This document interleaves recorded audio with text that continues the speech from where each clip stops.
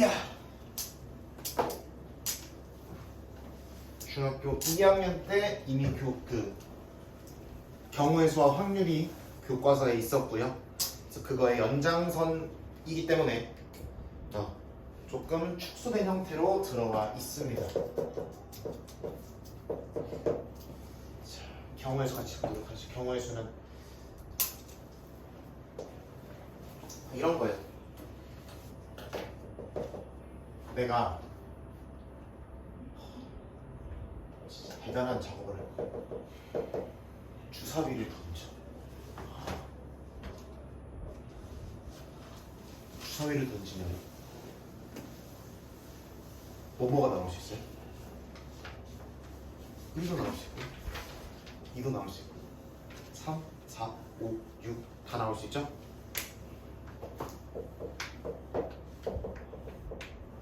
뭐를 던지시면? 동전을 던지시면 나올 수 있는 경우가 두 가지 있는 거죠. 예를 들어 음식점을 갔어. 메뉴판에 메뉴가 이만큼 있어.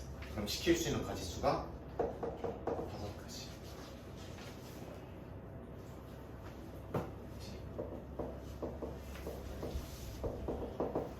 자, 경우의 수라는 건 기본적으로 우리가 이 상황이 주어졌을 때 나올 수 있는 이 상황이 주어졌어. 이 상황에서 여러분 보고 어떻게 할래? 라고 물어볼 거예요. 그럼 그때 여러분은 대답을 하시는 게 아니고요. 뭐를 체크하시면은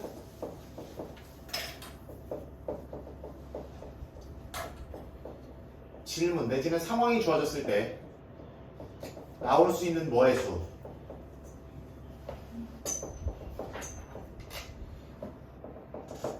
대답의 수. 몇 가지 종류의 대답이 나올 수 있는가? 몇 가지 종류의 행동이 가능한가? 를 우리가 경우의 수라고 부릅니다.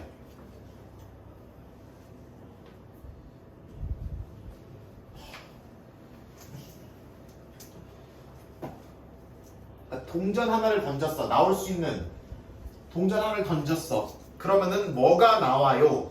라는 질문에 여러분은 뭐가 나와요를 대답하시는 게 아니고 나올 수 있는 대답의 개수를 세워서 대답을 하시는 게 경우의 수예요.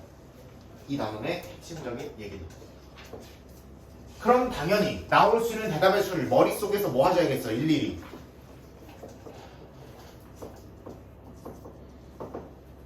세는 게 여러분이 해야 할 일이겠죠? 그쵸? 이제 뭐 해야 된다고?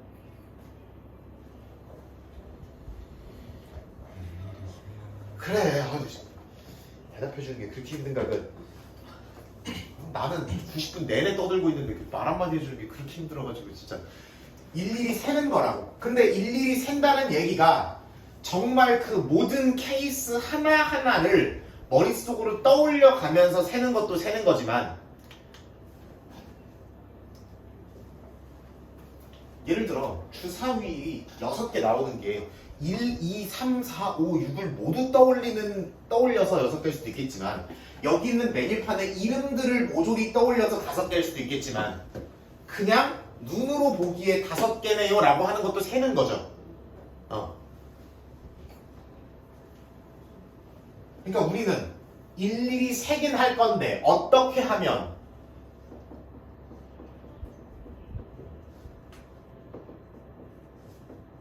더 빠르게 셀까라는 라는 고민을 해서 등장한 게 이 경우의 수 뒤에 이어지는 뒤라고 하면 이제 고3이죠.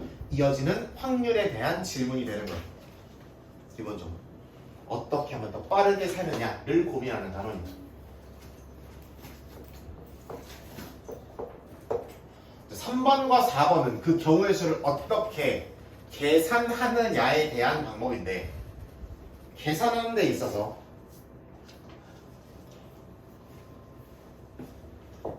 가장 중요한 건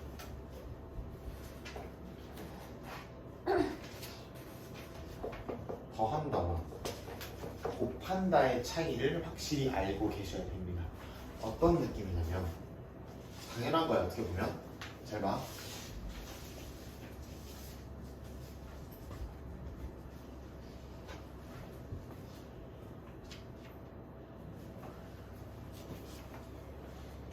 예를 들어 내가 옷에 별로 관심이 없어서 상의 하의 가지수가 생각보다 몇 개 없어요. 그래서 상의가 한 5개 정도 있고요. 하의가 4개 정도 있어요. 오케이? 귀찮으니까 좀 줄여보자. 가상이니까 3개 있고 한 2개 정도 있습니다. 맨날 빨아야 되겠죠, 그죠? 자, 그러면 상의가 3개가 있고 하의가 2개가 있어. 이름을 붙여봅시다. 그러면 이렇게 있는 경우와 이렇게 있는 경우 총 몇 가지가 나와요? 6가지가 나오죠. 잘 봐. 내가 옷을 입고 나간다라는 행동은 어떻게 입고 나가야 돼요? 라는 질문에 대한 대답의 개수가 6가지잖아. 그렇지? 그러면은 하나의 질문을 여러 행동으로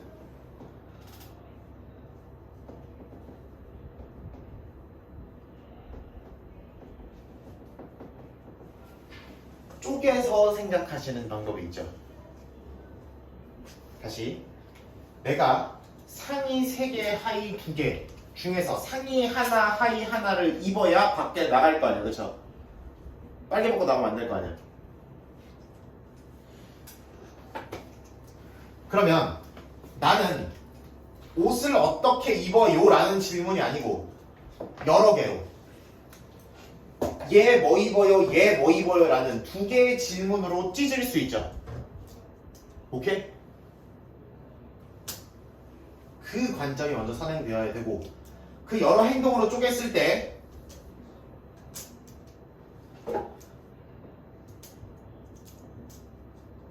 여러 행동이 있을 건데 그거를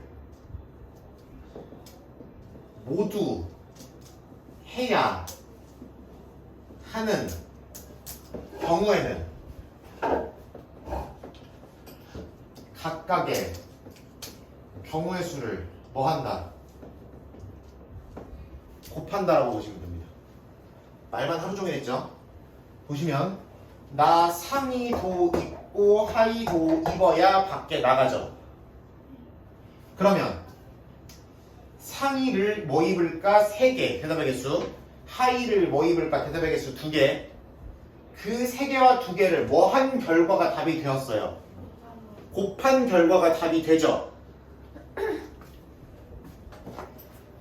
그거를 있어 보이는 말로 곱의 법칙이라고 부르시게 된다. 모두라는 말은 영어로 and라고 번역이 될 거고요. 느낌을 뭐라는 거야? 지금 상황의 느낌이 이 여러 가지 행동을 모조리 해야 되는 경우인지 그게 아니고 이거여도 되고 저거여도 되고 저거여도 되는 경우인지를 봐달라는 거야. and라는 느낌이 드시는 거고 합집합의 느낌이실 수도 있는 거고 똑같은 얘기죠? 아? 합집합이 아니지. 미쳤나? 교집합의 느낌이시나도 and라고 해석할 수 있는 거고 이거를 때로는 책에 따라서는 동시에라는 표현을 쓰시는 경우도 있어요. 근데 동시에가 진짜 동시에가 아니고요. 내가 상의와 하의를 하나 둘 셋 약 이렇게 입는 거 아니잖아. 그치? 정신 나간 사람인 줄 알거든. 그죠? 동시에라는 거는 모두라는 거에 다른 표현입니다. 경우의 수스러운 표현입니다. 그냥 그렇게 보시면 돼요. 여러 가지 행동을 모조리 모두 and로 교집합으로 다 해야 되는 경우에는 그 각각의 행동에 대한 경우의 수를 곱해가지고 답을 내실 거고요. 자, 하나의 질문인데 이게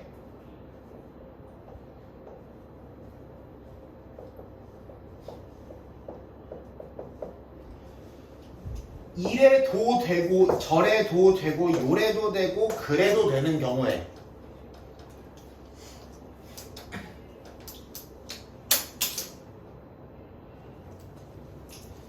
예를 들어 볼게요. 굉장히 험난한 마을이 하나 있습니다. 여기에 중국집이 있고요. 뭐가 있을까? 파스타집이 하나 있고요. 뭐가 하나 있을까? 초밥집이 하나 있어요. 그러면 중국집 메뉴가 근데 마을이 이상하다 그랬잖아. 중국집 메뉴가 꼴랑 5개밖에 없고요. 파스타집 메뉴판에 꼴랑 7개밖에 없고요. 초밥집 메뉴판에 꼴랑 8개밖에 없습니다. 단품 이런 거 안 팔아. 콜라 이런 것도 없어. 세트하자. 그럼 봐봐. 나는 밥을 중국집에서 먹어도 되고 파스타집에서 먹어도 되고 초밥집에서 먹어도 되죠.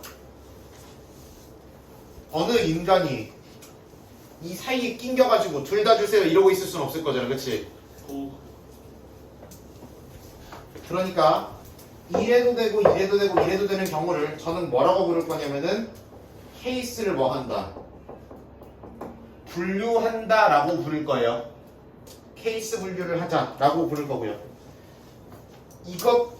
이래도 문제에 대한 답인데 이런 상황도 문제에 대한 답이고 저런 상황도 문제에 대한 답이고 이런 경우에 케이스 분류를 한다라고 얘기할 거고요. 케이스 분류라는 거는 당연히 분류를 하는 거니까 동시에 일어날 수 없도록 그리고 뭐가 없이 빠짐없이 분류를 해주시면 다시 동시에 일어날 수 없는 여러 가지의 케이스로 문제가 뭐가 되는 경우에 분류가 되는 경우에 이런 경우에는 그 각각의 케이스에 대한 경우의 수를 뭐 하셔야 되는 거다? 더 하셔야 되는 거다. 보시면 여기서 먹을 수 있는 메뉴의 개수 5가지, 여기서 먹을 수 있는 메뉴의 개수 7가지, 여기서 먹을 수 있는 메뉴의 개수 8가지 라고 치면 내가 고를 수 있는 총 가지수는 뭐 해야 되는 거야? 상식적으로 더 해야 되는 거잖아. 그치? 근데 문제가 점점 그래서 이렇게 놓고 보면은 상당히 너무나 직관적이고 너무 초딩스러운 내용인데 문제가 복잡해지다 보면 이게 곱해야 되는 케이스인지 더 해야 되는 케이스인지를 분간하기가 어려워지는 경우가 생겨요. 말이 복잡해지고 상황의 핵심이 이게 아니고 나중 가면은 상황의 핵심이 곱한다 더한다가 문제의 핵심이 아니고 분류를 어떻게 해야 되냐 그 행동들을 어떤 여러 행동으로 쪼개야 문제가 쉬워지냐 따위로 그게 중점이 되고 곱한다 더한다라는 개념이 중점이 아니라서 쓱쓱 넘어가고 이럴 거예요. 그러니까 각각의 경우에 여러분들이 이 원칙을 확인하셔서 곱한다 더한다를 잘 지켜주셔야 된다는 거지. 더해야 되는데 곱하고 곱해야 되는데 더하지 말라는 얘기죠. 오케이? 이걸 2번 다시 설명 안 할 거기 때문에 여기 한 20분을 지금 투자하고 있는 거예요. 나갔으면 적었겠는데 그지 그렇잖아.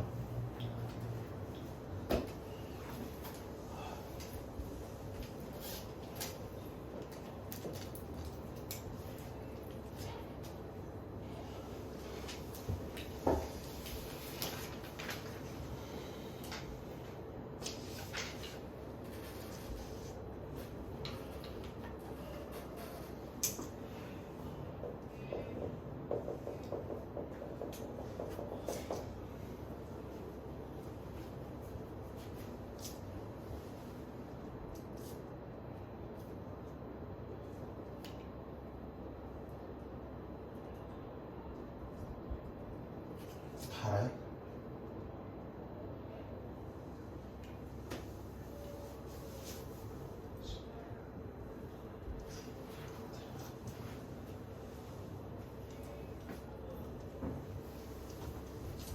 그렇게 꺼내가지고 얘네 다 썼는데 너 한 1번 썼겠다 야.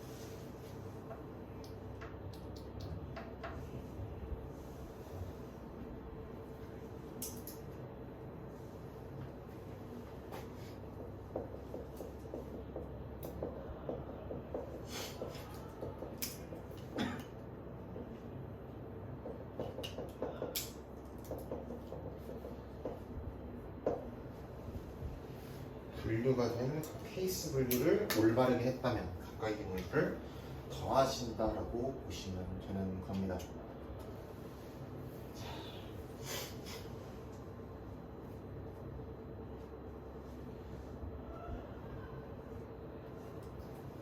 참 방학 때 한번 했지, 그치?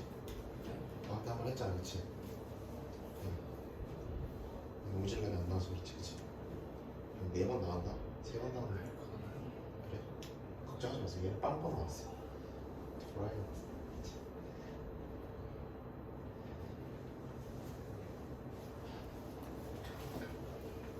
진짜 이런 모르겠어요, 진짜.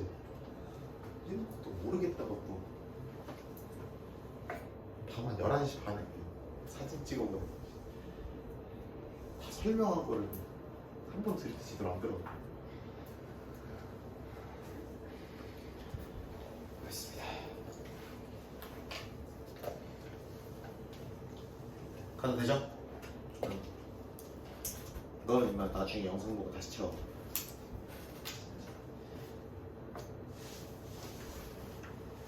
경우의 수 문제를 왜 틀리는가에 대한 논의까지만 해보도록 할게요.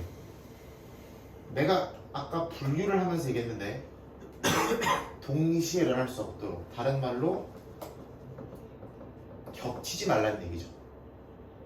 빠짐없이 이 두 가지가 핵심입니다.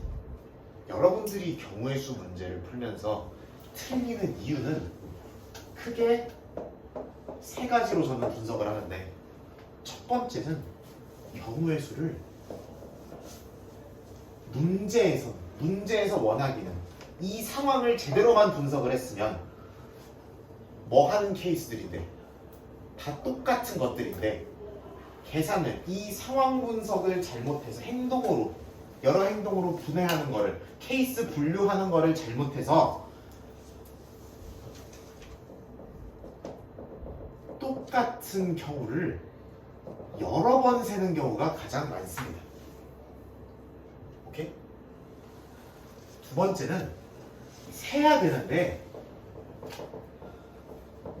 빼먹어서 틀리는 게 답니다. 오케이? 물론 곱하는 걸 더해서 더하는 걸 곱해서 틀리는 거 있는데 그거는 메인이 아니고,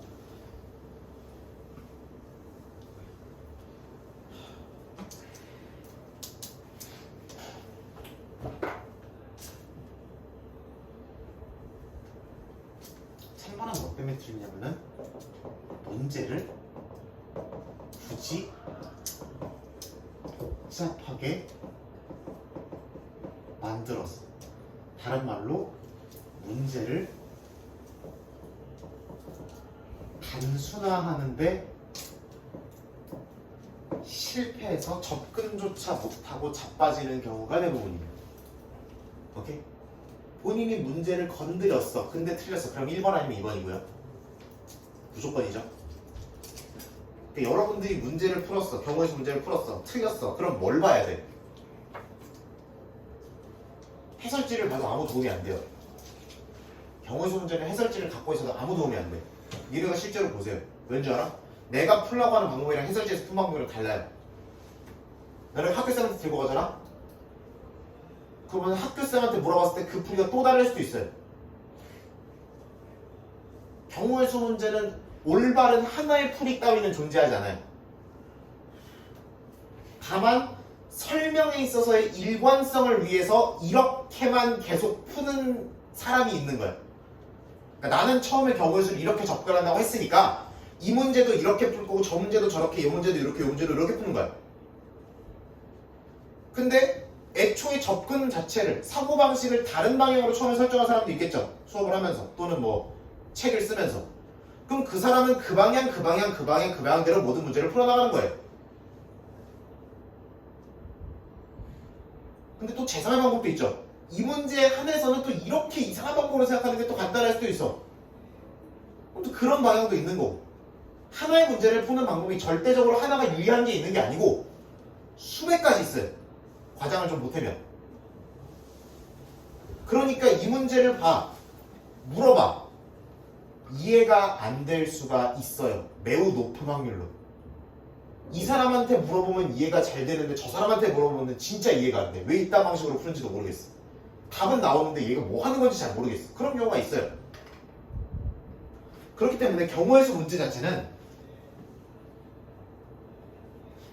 내가 설명하는 어떤 기조의 방향이 있을 거고 여러분들이 그걸 따라왔으면 좋겠다는 마음이지만 내가 제시한 방법대로 풀지 않아도 내가 뭐라 할 수는 없어. 오케이? 근데 다만 여러분들이 그럼 왜 틀렸냐를 여러분 스스로 푼 걸 보면서 피드백할 필요가 있다는 거예요. 오케이? 여러분이 정말 터무니없는 말도 안 되는 방법으로 접근한 게 아닌 이상 분명히 여러분들이 일리 있는 생각을 통해서 풀이를 접근을 했을 거고 그러면 당연하게도 결국 틀리는 문제는 그렇게 문제를 분석하는 과정에서 한 번만 카운트해야 되는 거를 예를 들어 1번 분류에서 끝내야 되는 얘기를 2번 분류, 3번 분류를 또 들어가고 또 들어가고 또 들어가서 예를 들어 A로 시작하는 거를 여기서도 세고 여기서도 세고 여기서도 세고 그럼 문제가 당연히 틀렸겠죠. 답이 당연히 다르게 나오겠지.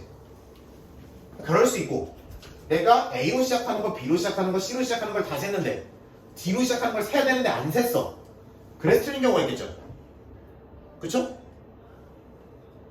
마지막 이건 무슨 말이냐면 내가 이런 얘기를 해줄 거야 나중에.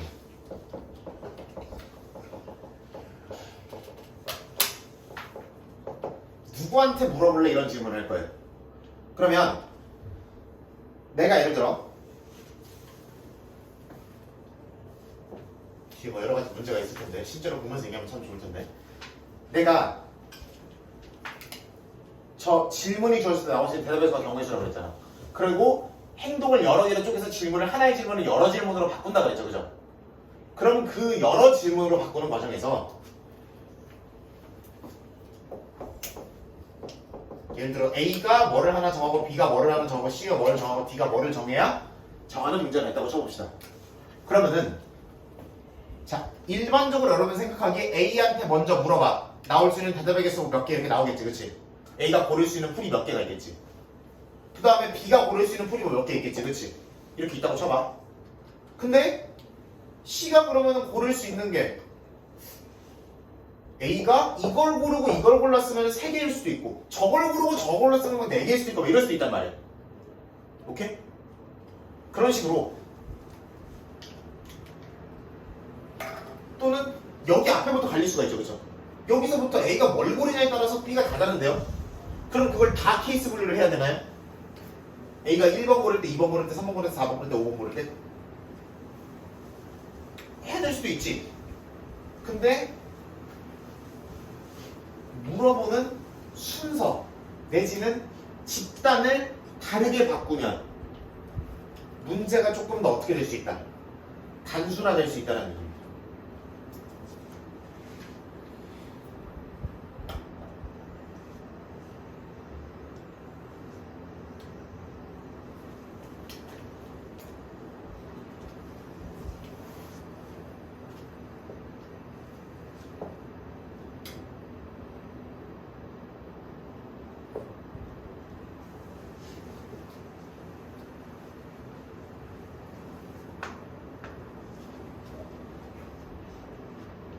간단한 예시를 하나 들어보죠.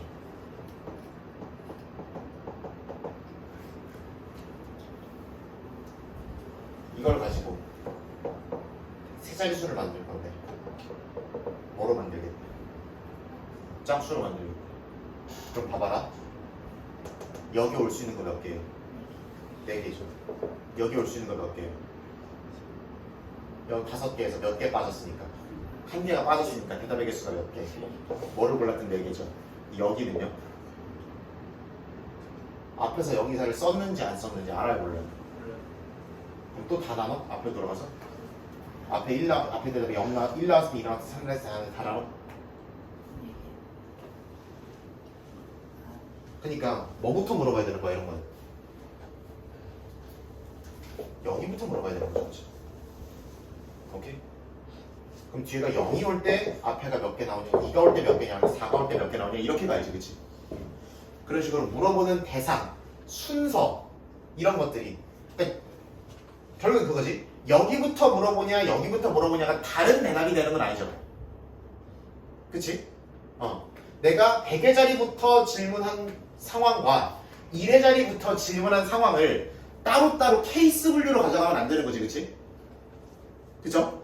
근데 다만 여기부터 뭐가 들어올지를 생각하고 나면 그 다음에 여기를 생각하는 게 조금 더 쉽다라는 얘기지. 그런 식으로 문제가 어느 부분을 먼저 따져주느냐에 따라서 문제가 단순화되고 조금 더 복잡해지고가 굉장히 많이 갈릴 수가 있다. 문제에 따라서. 이런 문제 좀 낫지. 아싸리 그냥 솔직히 세도 되잖아. 그치? 수틀리면 에라 모르겠다 그냥 한 20분 잡고 세도 되잖아. 그렇잖아. 근데 이 질문을 잘 대답하면은 문제가 굉장히 뭐 될 수 있다고? 굉장히 이상하게 복잡해질 수도 있고 그냥 평범한 문제 1이 될 수도 있는 거예요. 그래서 요 세 가지를 요 정도의 어떤 주의사항들을 머릿속에 넣은 상태에서 경우수를 접근하시면 괜찮겠다라는 얘기입니다. 이거 얘기하는데 거의 한 30분? 40분 가까이를 썼는데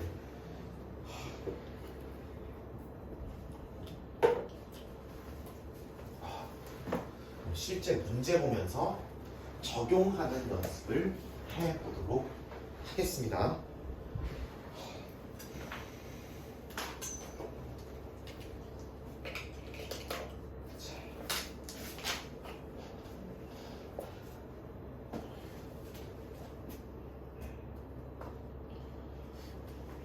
봅시다.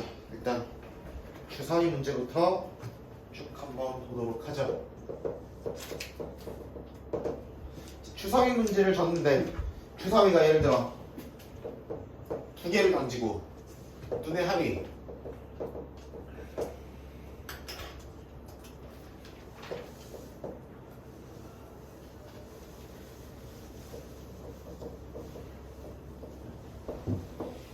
팔인 경우의 수를 물어봤어요. 눈의 합이 8인 경우의 수. 그러면 주사위 두 개를 던져서 눈의 합이 8인 경우의 수. 일단 일일이 뭐 하는 게 원칙? 세는 게 원칙. 그러면 첫 번째 주사위에 뭐가 나오고 1이 나오면은 뒤에 주사위가 뭐가 나와야 되니까 7이 나와야 되는데 그건 안 되죠. 그쵸? 이건 안 될 거고 첫 번째가 뭐가 나오고 두 번째가 첫 번째 5, 4, 5, 3, 6, 2 이렇게 총 몇 가지? 5가지 경우가 존재하죠. 이렇게 얘기하시면 됩니다.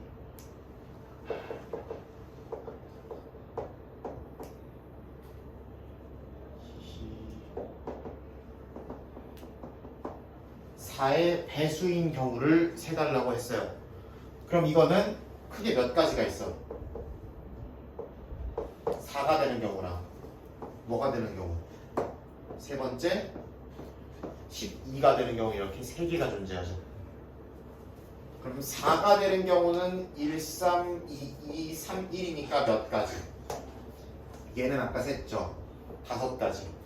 얘는 6, 6이니까 한 가지죠. 그럼 3, 5, 1이니까 이거 동시에 일어나지 않도록 빠짐없이 케이스 분류가 된 거 맞죠? 그럼 3개를 더 해야 되니까 얼마? 9가지의 경우가 존재한다라고 말씀해 주셔야 되는 거죠.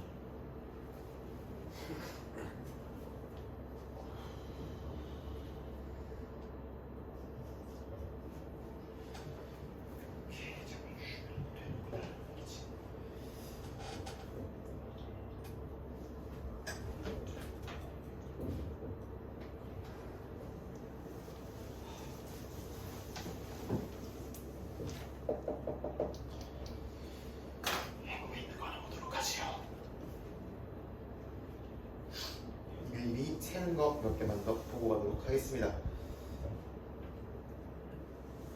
보자. 859번 한번 보도록 할게요. 1부터 뭐까지의 자연수 중에서? 100가지의 자연수 중에서 10과 서로소인 친구를 물어봤어요. 자연수에서 서로소라는 거는 뭐가 1?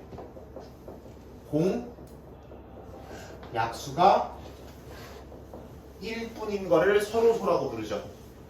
그러면은 10이라는 거는 약수가 뭐뭐뭐 있으니까 1, 2, 5, 10이 있으니까 그럼 10이랑 서로소인 숫자를 물어본다는 거는 뭐의 배수면 안 되고요. 2의 배수는 빠지셔야 되고요. 뭐의 배수도 빠지셔야 돼. 5의 배수도 빠져야 되죠.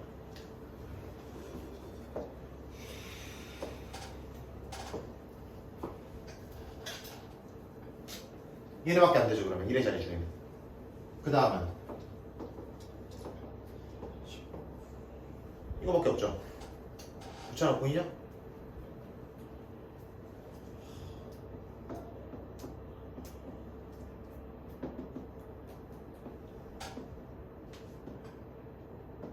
밖에 없는 거 보이시죠?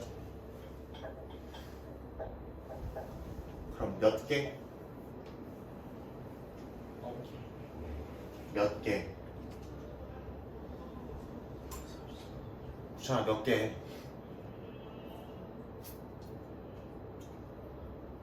정신 차려 얘기하지. 몇 개?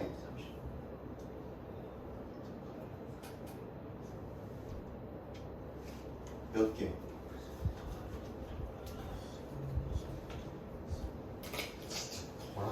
돌았나 진짜. 수동 못써 이제.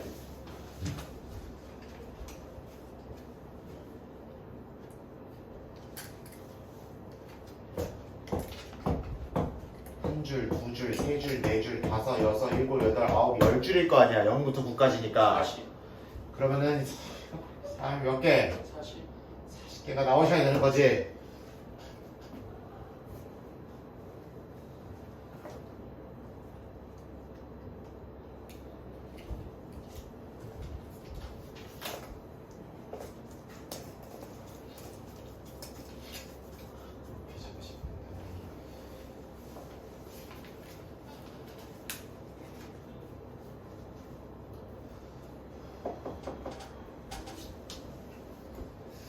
저런 거 있는데 860번이어서 한번 보도록 할게요.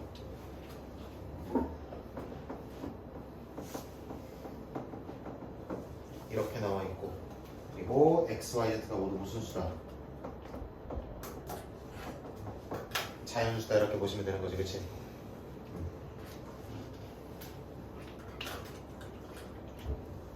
자, 얘도 문제를 뭐 시키시는 게 좋다. 단순화 시키려면 누구부터 물어보느냐가 굉장히 중요해요. 얘도 그렇지. Z부터 물어보시면 좋습니다. 뭐가 큰 순서대로? 개수가 큰 순서대로 차례로 물어보시면 된다. Z가 얼마 들어오는 것부터 1 들어오는 것부터 해보자고. 그럼 X 플러스 2Y가 얼마 나와야 돼요? 넘어가면 7 나와야 되는 거 맞죠?